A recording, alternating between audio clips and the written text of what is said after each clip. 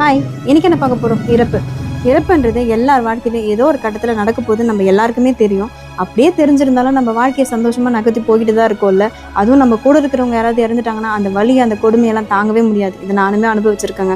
ஆனால் இந்த டெத்து வீட்டுக்கெல்லாம் போகும்போது நான் ஒரு விஷயத்தை கவனிச்சிருக்கேன். உயிரோடு இருக்கிற காலத்தில் அவங்கள பற்றி செஞ்ச ஒரு நல்லதே சொல்ல மாட்டாங்க, ஒரு புகழ்ந்து பேச மாட்டாங்க, அவங்க பண்ண உதவியே நினைக்க மாட்டாங்க.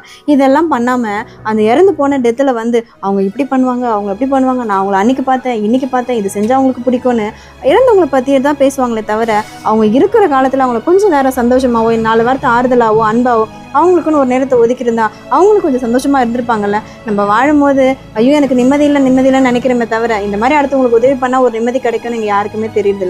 அதுக்காக நீங்கள் வந்து எல்லாத்தையும் கொடுத்துடணும், உங்ககிட்ட இருக்கிறதெல்லாம் கொடுத்துருங்க, நீங்கள் பெருசாக உதவி பண்ணுங்கன்னா நான் சொல்லலைங்க.